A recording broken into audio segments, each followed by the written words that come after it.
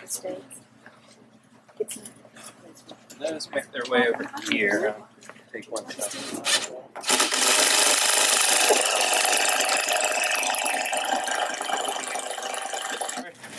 I'm with Taproot Botanical Alliance, and I've been contracted with ASD to help set up their processing facility, organize the farmers for the Appalachian Harvest Herb Hub that's going to be set up in Duffield, Virginia. So I'm currently designing and going to build the herb dryers and source all of the processing equipment that is going to go in that facility. And how that's working, if you're not familiar with the Herb Hub, is that we're really going to focus on farmers within an hour-and-a-half radius of Duffield, Virginia, which really covers 5 states. It's creating an aggregator, an herb aggregator, just like they have a food aggregator to bring food together and send out. It's going to be the same concept, just with medicinal herbs. And our hope is to provide a new economy for Appalachia and maybe help some folks out, save their farms, and provide an alternative source of income.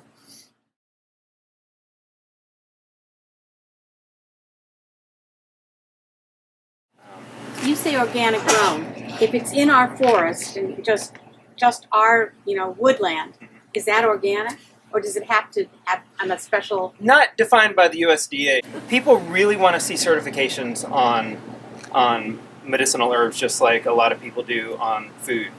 And so these certifications verify that a third party has come out to inspect your land and your farm, and just making sure that you're following all the practices. And I can send you information on various certifications that we're looking into right now.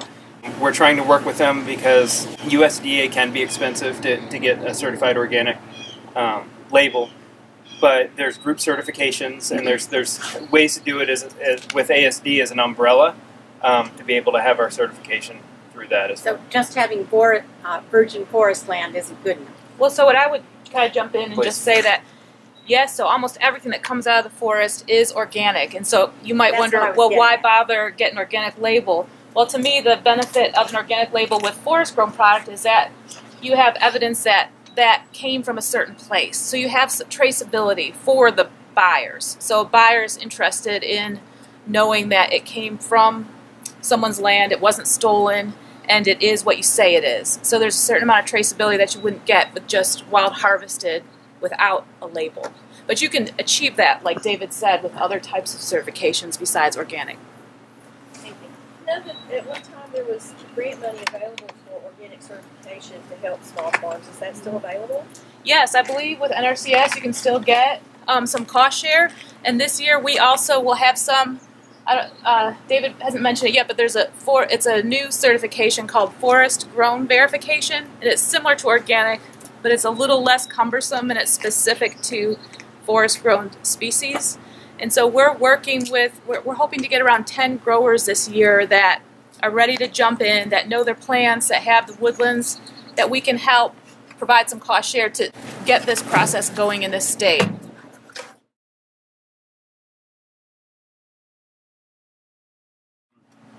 A lot of the Chinese herbs are not forest-grown herbs. And that's sort of another element that I'm bringing into it. Some of them can be, like there's a vine called Chisandra, which is a wonderful one. It has the potential of being a great moneymaker within this region. It can be grown in the woods, or it can be grown in full sun, as it turns out.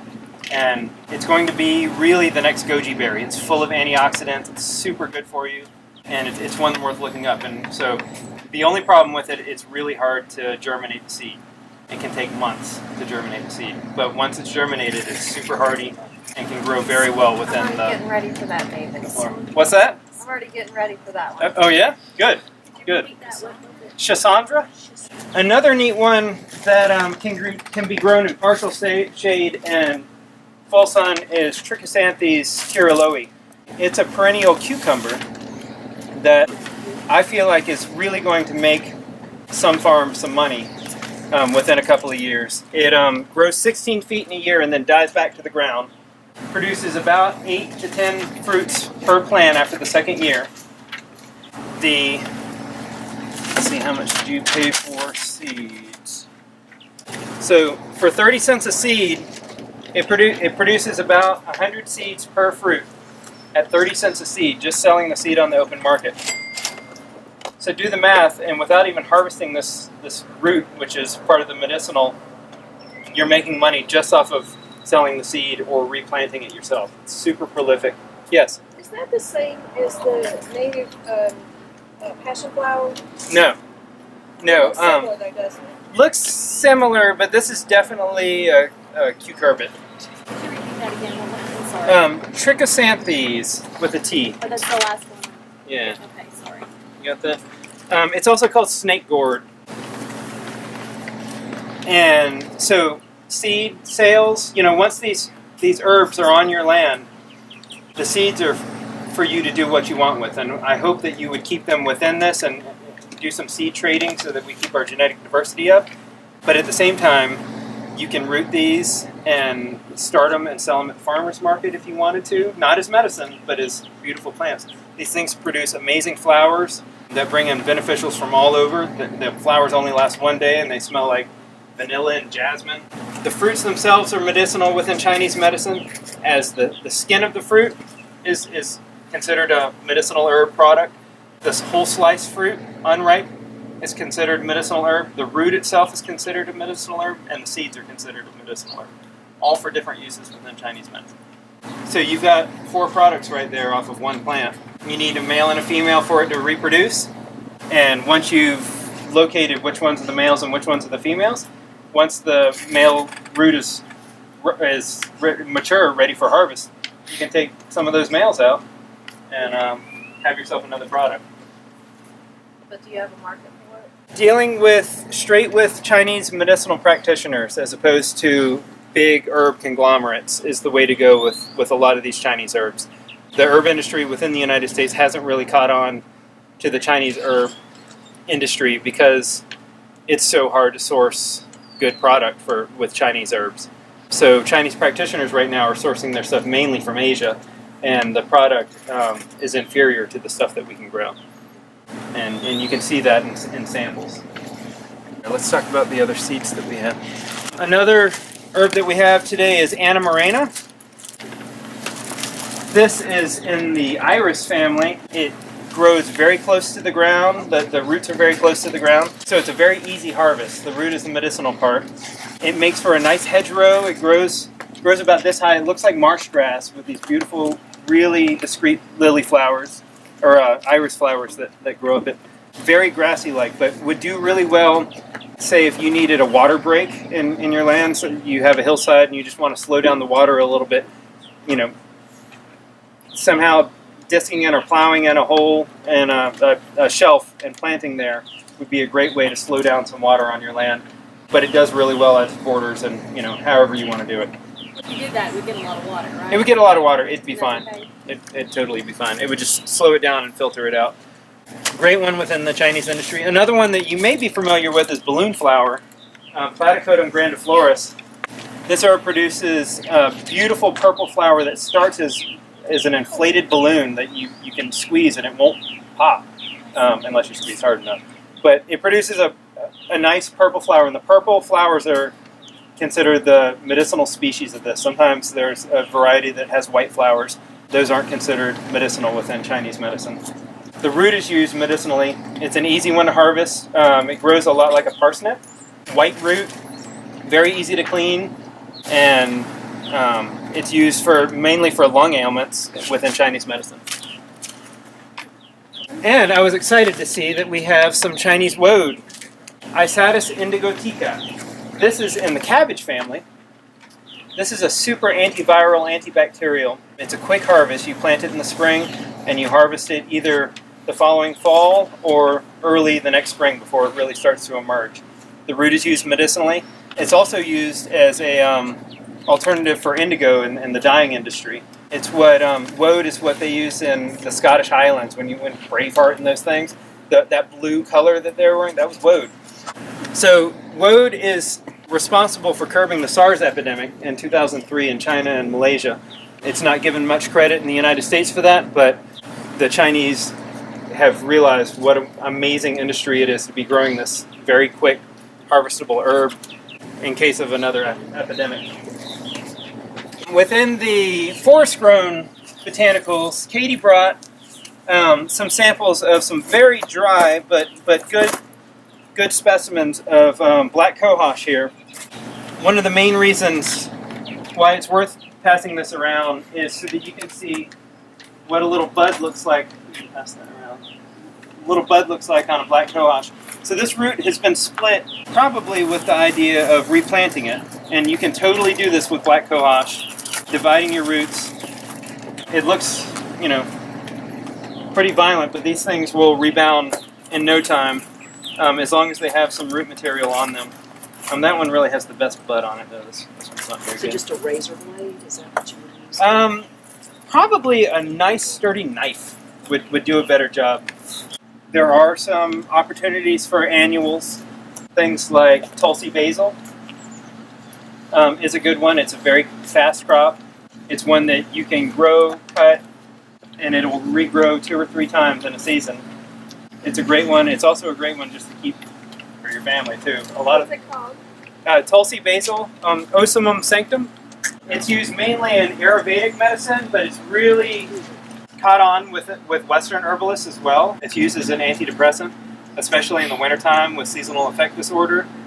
I've had policemen come up to me when I've given talks before and told me that they were there for the Virginia Tech shootings, and Tulsi was the only thing that's helped them get up in the morning. After using all the pharmaceuticals and everything, it was the one plant that actually worked for them. So it's a good one. It's an adaptogenic, and that's a sort of a catch term these days as far as the medicinal herbs go, especially as people are becoming more familiar with this. But it's an herb that'll really create a balance within your body. So if you are lacking something, it will bring you up to a homeostasis. And if you've got too much of something, say within Chinese medicine, they talk a lot about heat and cold and dry and wet.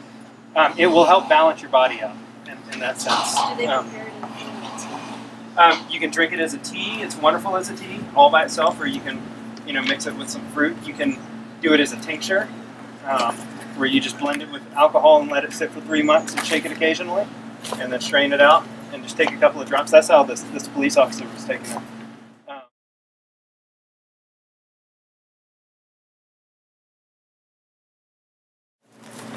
So part of my goal with this project is really trying to keep the costs down for the growers. There's going to be some people that have the facility to be able to start their own seeds. I highly recommend a greenhouse. It doesn't have to be climate controlled at all, but it's really good to just have a place for your herbs to go. A lot of times, we get these crazy cold snaps that come through in the springtime. It doesn't really seem to affect these herbs. As long as you have a little remade that you can put over them, which is a very light, cobwebby-like material that'll help insulate your plants. Another aspect is, I know that pots are cheap and everything, but I've really found that I've had the best success in planting in these boxes. And part of that is insulation for the roots themselves. And another part is you can plant these in high density with your seeds, and it really allows the root to still form as it's supposed to. And it's very easy to then, as you're removing these herbs, to just brush them off. And you can bare root transplant them. You can plant them up into 4-inch pots to get them a little bit further. These have proved to be so amazing over pots. I've got a couple of the digs. I just threw these in last night as it was getting dark. So this isn't an example of the way that I would treat an herb. And there's even Creeping Charlie mixed in here. So what I did was I went to a building site. I knew that they were using hemlock as siding, and I was like, "Hey, can I have all your scraps?" And I hardly had to cut anything to make this box right here, and then just a little ground fabric. I'm sure you heard as I was putting this thing together today. So really just scrap wood. It doesn't have to be hemlock. I use hemlock because it's lightweight and easier to move around than, say, oak, which would be hard.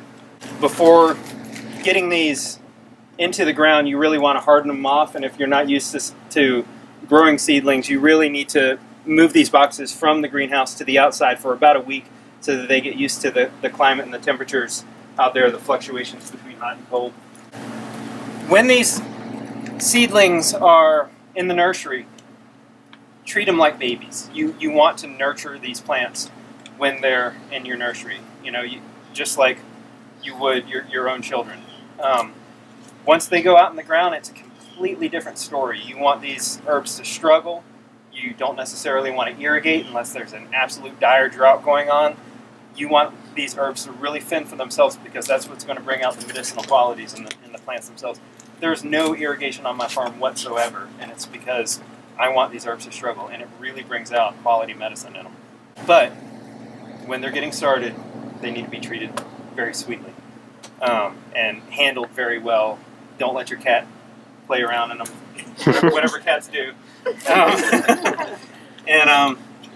Yeah, you know, I've used Maxi Crop to boost them a little bit, which is a kelp formula. It's just something really to, if they just seem like they're straggling a little bit, or you know, just something's not quite right. One of the plants that I brought seeds for today was astragalus, and it's in the pea family. It looks like little sprouts of locust trees coming up, and beautiful little flower and everything. Well, at one point, all of my astragalus started browning, and I started reading up on it, and it was some weird pea virus that happens sometimes, and it was taking over my whole greenhouse. And I know I didn't want to use anything, and I really didn't want to throw these out because it was thousands of plants. So I just made lemon balm tea and let it cool down and poured it on it, and within 3 days, everything was back to normal. Lemon balm's a natural antiviral, and it worked wonders. And it was just sort of my last ditch. I'm like, let's see what happens, throw caution to the wind. And it worked. And they came back beautifully. So use medicinal herbs as you would for yourself with your plants, because it is medicine, and they react in very similar ways that we do when treating.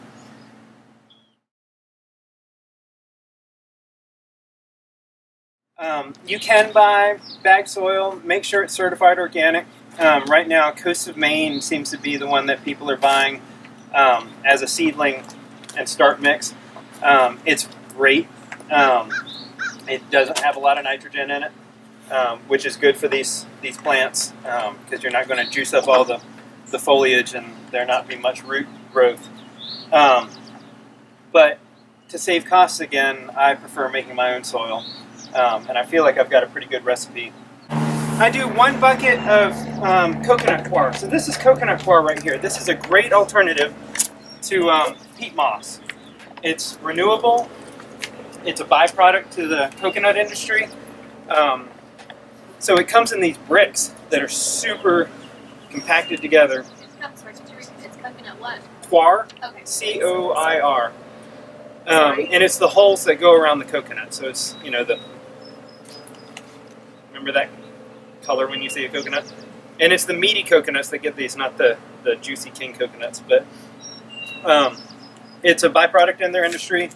Wonderful stuff. This probably comes from Vietnam, but nothing's done to it in the meantime before it gets to you. And so you put it in a trash can, fill it with water so that it covers the cude, and then just let it sit overnight, and it slowly rehydrates and becomes this amazing stuff. And it's already broken down so that, you know, it's not too fibrous, and it just does wonders for the plants. It's completely neutral. Can you find that locally, or do you have to order it online? I would put a plug in for, there's a new business, Steve and Becky Wolf, some of you might know them, have a, They do have it? they are, yeah, I got that from them, they might have to Okay. order, but yeah, they're opening a store on the highway, so Wolf Farm Natural Elements, where you can get a lot of organic gardening supplies. I add a quart of perlite and a quart of vermiculite, both to lighten up the soil and give it a little minerals, but I only use a quart because there's another wonderful product that those companies carry, and it's rice hulls, another byproduct of the rice industry. This rice was grown in Arkansas, and it's certified organic. It comes in a 50-pound sack, and it's super packed in here, and you can come and feel this stuff. It's really wonderful to work with, but it helps lighten up the soil without adding any different pH to it. So it's really just adding carbon, nothing too taxing for the plants at all. Just really helps hold things together. What was everything besides vermiculite? Vermiculite and perlite, Perlite. P-E-R-L-I-T-E. Both are mined products, and like, you know, if we're trying to move away from extractive industries as much as possible, let's use the renewable ones. Why do you use both? Like for me, I'm used to using just vermiculite. I feel like it lightens up the soil even more so. The perlite. Does something Yeah, additional. Yeah. And just through experimentation, I've just found that it seems to be a nicer balance. So this is kelp. Kelp comes from the ocean. This is Thorvin kelp, which is amazing stuff. You can feed it to your animals. You can feed it to your plants. It's you can just throw it. My kids eat this, like they crave this stuff, and they just throw it in their mouths along with my cows. And It's good for them. it's really, really good for you. It's a superfood. I highly recommend throwing it in your smoothies. Plants love it too. I put, let's see, half a cup in. I put a little more than half a cup there, but really, I don't think you can have too much kelp. It's really a wonderful thing. It can get kind of expensive, but this bag was $17.50 and this was 10 pounds. But again, a little bit goes a long way unless your kids are eating it. But if it isn't in your diet or in your animals' diets, I highly recommend it. A cup of worm castings. Worm casting is a nice name for worm poop. And you really don't need much of this, but it's good to give just a little boost of something to this this mix. So that's it. That's the mix there. So I did a 5-gallon of coconut coir. For the seed mix, I only did half a 5-gallon thing, so 2.5 gallons of the compost. If I was making this for transplanting, I would put a whole 5-gallon in. And that's the only difference in the ratios. So a quart of perlite, a quart of vermiculite, 3 quarts of rice hulls, a cup of worm castings, and a half cup to a cup of kelp. Then the fun part. So real quick, you know, if you have carpentry skills or you know somebody that do, and you're comfortable putting together boxes like this, it's not to say that you can't grow things in, say, gallon pots, and you'll probably get a fine harvest. But just keep in mind, really, you want enough space for the roots to be able to really stretch out and grow. And they'll grow long. You know, they won't spread sideways. You know, if they've got companions all around them, they're going to grow down, and that's really what you want with these roots. Oh, go ahead. You might have said already. Maybe I should be able to eyeball it, but what are your dimensions? I was going to ask. You know, they were random. I just grabbed this stuff and threw it together. This is probably 16 inches, and this is probably 10 inches. But I've got 2 other examples, and they're all different. Are they about 8 inches deep or 6 inches deep? These were 8. But whatever you're comfortable carrying, you know, once this is full of water, this probably weighs about 50 pounds. So if you're not comfortable with that, make them smaller. And you won't have to move them around too much. You know, it's really only once they've become established, you're ready to set them out or transplant them into something larger, then you'll either be picking them up and putting them on a potting table or outside. Some of the herbs like a bottom heat, but I've tried without bottom heat, and they seem to do just as well. You know, just by looking at the what people have written in the past, and there's not very many sources on the Chinese herbs, but some do say that they like bottom heat. Some of the seeds like to be soaked overnight before they're planted, like that astragalus that's in the pea family, as you would do peas. As far as planting goes, there's 2 schools of thought, and I've done them both ways. First of all, just take a look at the final product here. It looks kind of like a German breakfast cereal. Chocolate. Make sure you get tags, and of course I didn't bring any today, but when you plant these, make sure you have a tag of exactly what this is, because as they're starting to emerge, they look a lot like other things that might be emerging. And you want to make sure that you get them right. You want to make sure that you put, let's see, information that you want. You want your seed source on that tag. It'd be good to have your species ID number on that tag and the date that you seeded it. Those are all really important things to have on that. Just, you'll have it in your little book and everything, but if it's in the box, then you're more than likely going to keep track of it that way.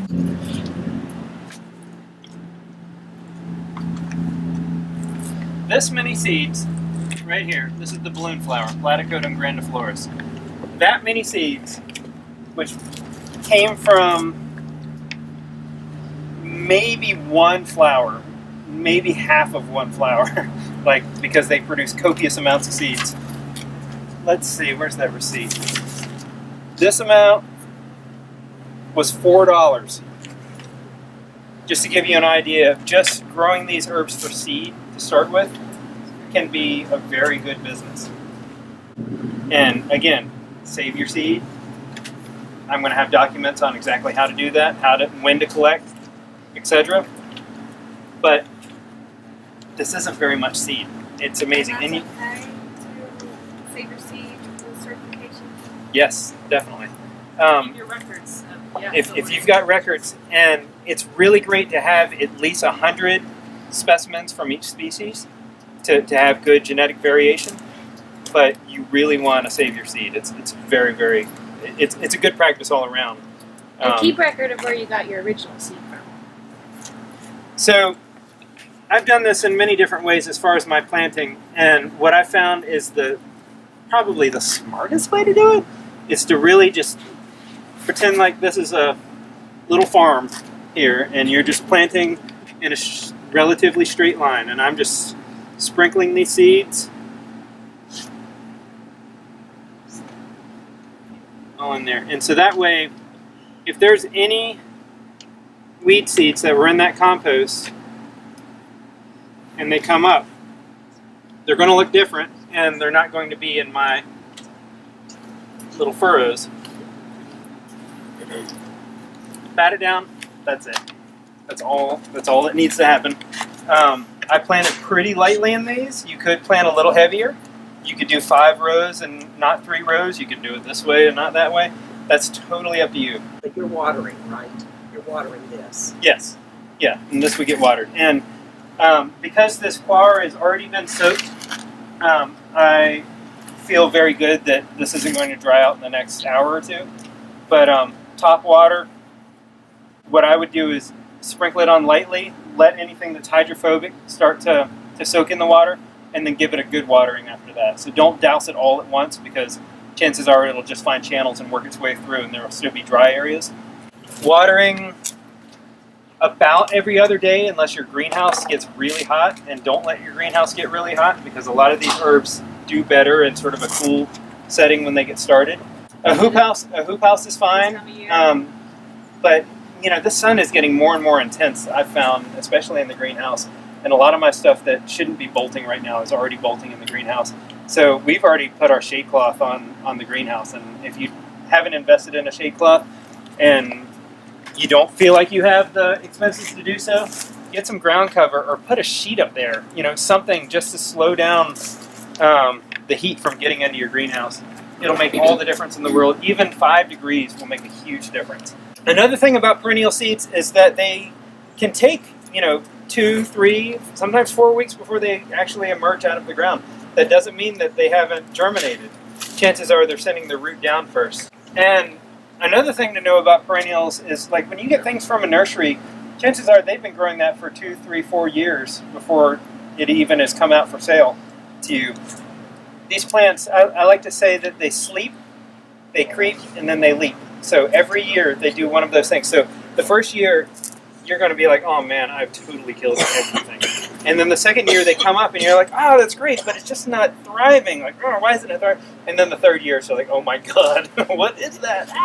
And these especially, these balloon flowers look like dinosaurs emerging out of the ground. They're just like these crazy things after the third year. Big green. Do you recommend putting any kind of like mulch or anything on top of that? On this? No. Keep it just like it is. Make it as easy as possible for the little cotyledons to emerge.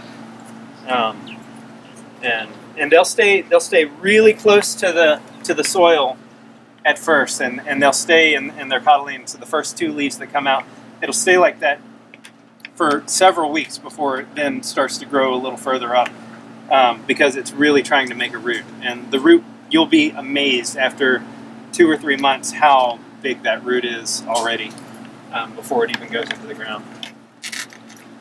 So while I'm thinking of it, I'm just going to label this one. Are the roots sensitive when you're trying to get them out of there and put them into the ground?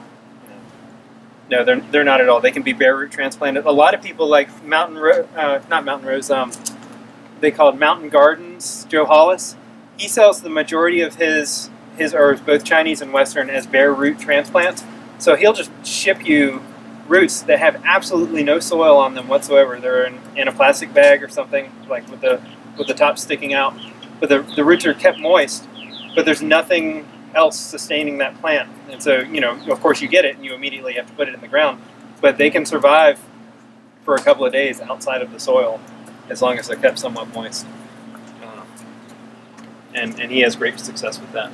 I would leave these until I feel like the root is the right size. And the right size for something like platycodon would be 3 inches. And you just have to test. You have to dig, and you'll know when they start to bump on each other's elbows and they're ready to get out. Like you'll be able to sense it because they'll start leaping up higher. And in your, you had mentioned months, like in your experience. Yeah, I wouldn't want to see these go in the ground until mid to late July. Okay. And do it on a not swelteringly hot day, please. Usually first thing in the morning. Get them in the ground, get them watered in and mulched, and then walk away. And what is your greenhouse temperature? You said so that it's not too hot. Right. I wouldn't let it get above 85.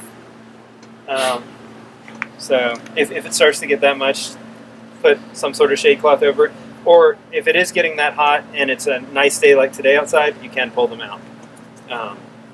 Because this seems like it's going to be a nice early spring, I don't want to jinx it, but if we don't have any cold snaps, these will be perfectly fine outside as long as other animals aren't digging in them. I've had mice come and, move around a little bit and eat the fresh tender shoots, and that's a problem. And you can put wire over it and even staple that on, and that's fine too, as long as once the vegetative growth gets high enough, when you pull that wire out, it doesn't rip all that off.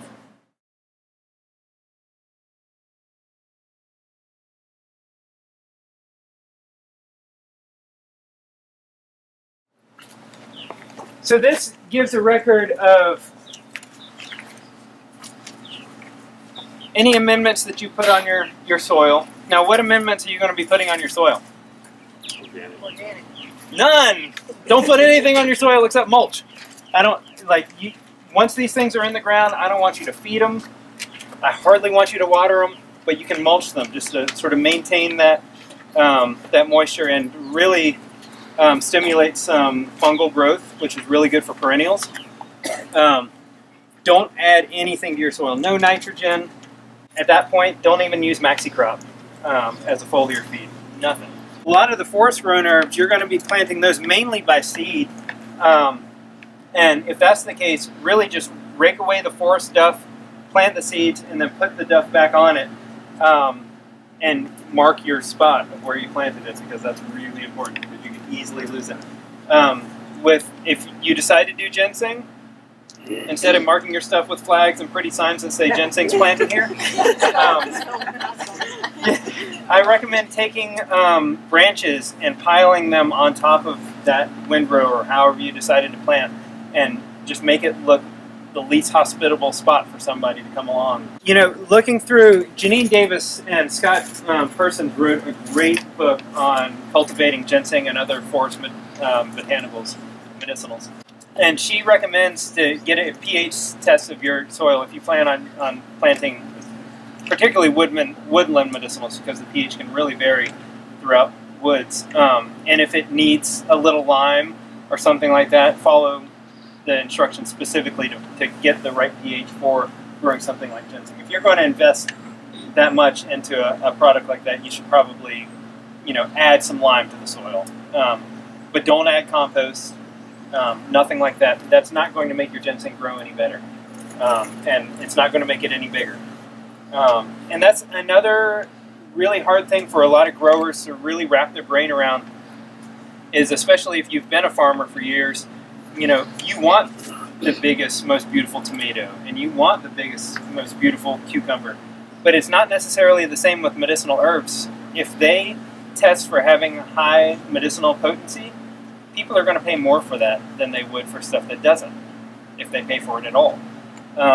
So the biggest root doesn't necessarily mean the highest price, nor the best quality medicine. So just remember that. It's really hard to wrap your brain around. The Chinese want the gnarliest ginseng that's had the hardest time working its way around that rock that was right underneath it when it was planted. So it's an interesting thing to wrap your brain around. I'll just say that. It's really hard for growers to not only recognize that fact, but also don't baby these plants once they're in the ground.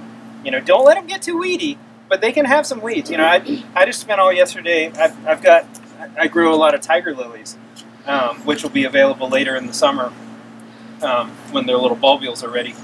But I was having to excavate the weeds from around them, but underneath all those weeds were the most beautiful, healthy tiger lilies coming up. And so just take that into consideration. I've seen very well manicured where people are very obsessed about taking the weeds out, and that's fine if you want to spend your time doing that, but you don't need to with a lot of these herbs. They need to struggle. And I'm just going to keep hammering that in. If you're interested in growing Chinese medicinals, a really great book was written by Peg Schaefer, and this is on information that's going to be available online and everything, but it's called The Chinese Medicinal Herb Farm. And one really great aspect about it is because she's really going through Chinese herbs, herbs that we're not necessarily familiar with, but we might know as cut flowers or, things within the nursery industry.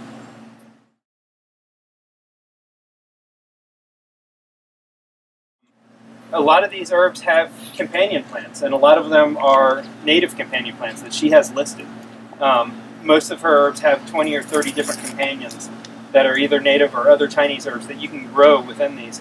A lot of these crops, like the lilies, I have the balloon flower growing with the lilies. They're both a 3-year harvest.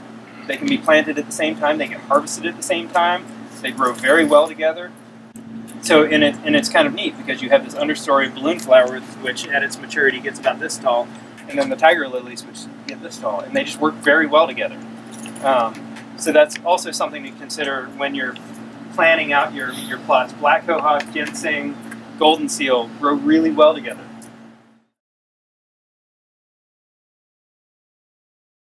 About mulch, are you talking about leaf litter or true mulch? You can do leaf litter if you'd like. You can do hardwood chips. If it's hardwood chips, make sure it's been sitting for at least 3 months so that it has a chance to decompose a little bit. Fresh chips might have too many tannins, might burn. If you're forced to use fresh chips, just don't pile them right up onto the plant itself. Leave a little bit of wiggle room for the plant.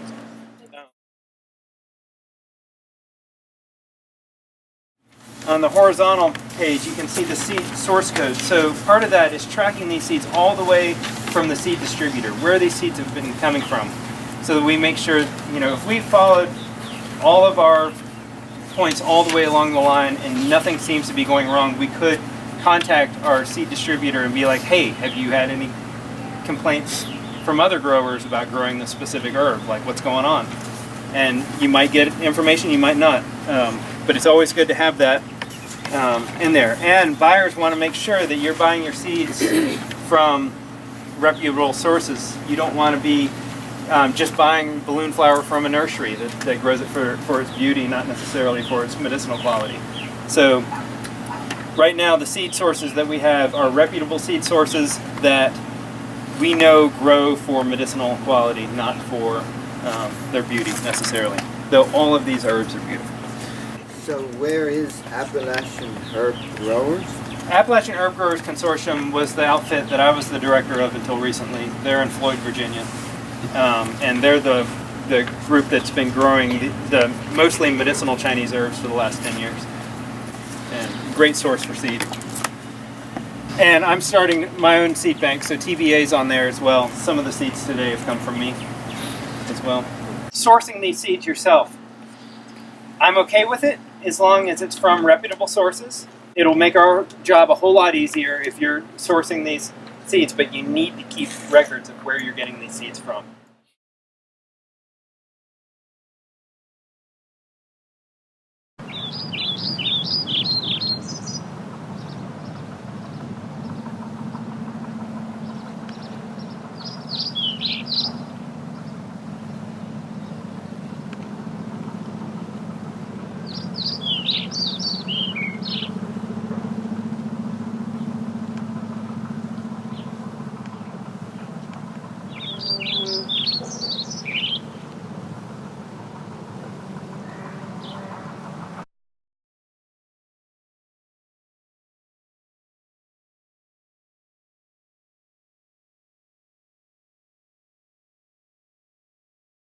Yes. What are herbs that rabbits don't? Herbs that rabbits don't eat. Mostly the aromatic herbs I've found don't seem to affect rabbits. The fencing that I have isn't rabbit proof, and I haven't had any issues. And they come and go, and they'll eat my strawberries, but they don't get my medicinal herbs. Deer aren't necessarily a problem with the majority of the Chinese medicinals. With the woodland medicinals, I've seen them take the tops off of ginseng. But even more of a reason to put branches down, because the deer aren't necessarily going to go tromp in a big pile of branches. I've had a big problem as far as deer go, as far as them just stepping on newly planted seedlings and destroying them that way more than them eating them. Usually they're just curious about it. Voles can be a problem, especially with the sweet roots, things like Cotinopsis, which is on the list, also called poor man's ginseng. It's a delicious one that, you can just pop out of the ground and eat, and it's amazing and really good for you, but the voles also like it. I've noticed that deer like the herbs that are really good for Lyme disease, which is interesting since they're a vector for Lyme. So maybe they're self-medicating. They can sort of figure out what they should be eating.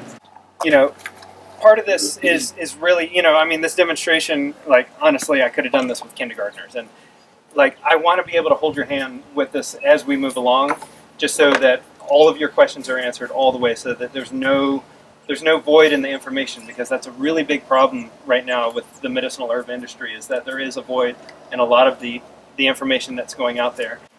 As far as Western medicinals, Janine Davis's book, there's also a book called The Organic Medicinal Herb Farmer, which is a great book, and it's by Rosemary Gladstar's daughter and son-in-law, who have a farm up in Vermont. They're growing all kinds of mostly Western herbs, but there's a little Chinese in there as well.